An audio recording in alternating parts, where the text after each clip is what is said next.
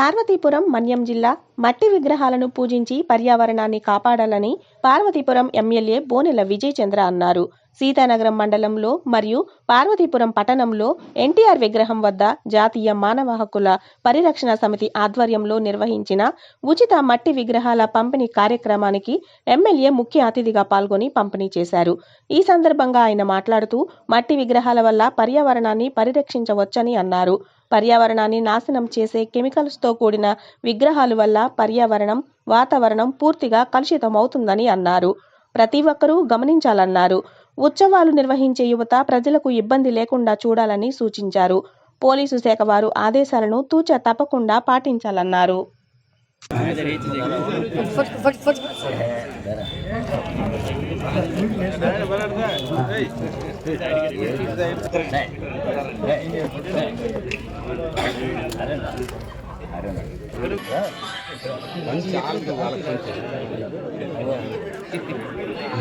రాంబాబు గారికి బుడి శ్రీనివాసరావు గారికి కూడా 2 మట్టి విగ్రహాలు స్వీకరించవలసింది. ముందుగా ఎల్వీఆర్ సేవా సంస్థ ద్వారా మట్టి విగ్రహాలని ఇలా ఇవ్వడం, పూజా కార్యక్రమం చేయడం మన అరవింద్ గారికి ప్రత్యేకంగా నేను కృతజ్ఞతలు చేయాల్సిన అవసరం అయితే ఉంది. మనందరం చాలా లైట్గా తీసుకుంటున్నాం. ఇప్పటికిప్పుడే చెప్తున్నాం, ఒకవైపు మట్టి విగ్రహాలు ఇస్తున్నాం, ప్రకృతిని కాపాడాలి, కెమికల్ని కాపాడాలని. అయితే ఆ పక్కనే మీరేమొచ్చి క్రాకర్స్ కాల్స్తూ ఒకవైపు నాయిస్ పొల్యూషన్ చేశారు, ఇంకోవైపు గాలి కూడా, వాయు పొల్యూషన్ కూడా చేశారు. అంటే ఒక మెసేజ్ ఇచ్చేటప్పుడు ఆ మెసేజ్కి మనం కట్టుబాటు ఉండాలి. ఒకవైపు ప్రకృతిని కాపాడుతున్నాం అనేటప్పుడు ఖచ్చితంగా ఆ విషయం మాట్లాడాలి. అది చాలా వరకు అయితే మాత్రం ఈ యొక్క సంస్కృతిని మనం ఆపుతాం. అంటే ఒకటి చేసేటప్పుడు ఇంకోటి చేసే అవసరం లేకుండా చూసుకోవాల్సినని మండలంలో ఉన్న నెక్స్ట్ కార్యక్రమాలకి దాన్ని అవాయిడ్ చేయడం వల్ల కూడా కొంచెం బాగుంటుంది అని ఒక మెసేజ్ ఇవ్వడం బాగుంటుంది.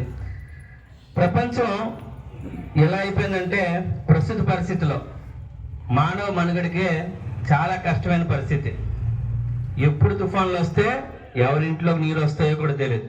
విజయవాడ చూసాం, ఇంతకుముందు కేరళలో మల్నాడు చూసాం, ఉత్తరాఖండ్ ఇవన్నీ చూస్తుంటే ఎప్పుడు ఏళ్ళు కొట్టుకుపోతుందో కూడా తెలియదు.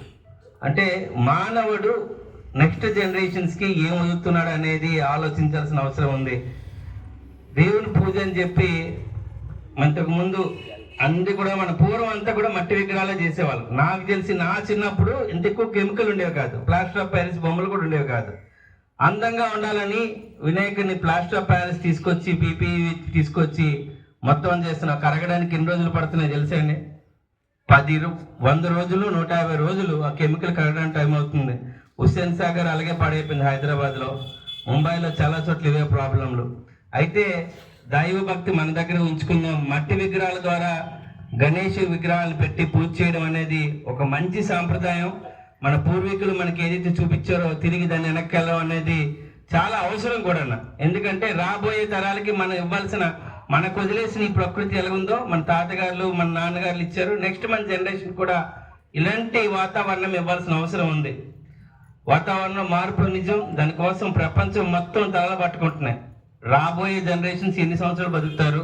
ఆక్సిజన్ కోసం ఫైట్లు అవుతాయి, మంచినీటి కోసం యుద్ధాలు జరుగుతాయి, చాలా దారుణమైన పరిస్థితులు ఉన్నాయి. వాటిని అన్నింటినీ అధిగమించాల్సిన అవసరం ఉంది.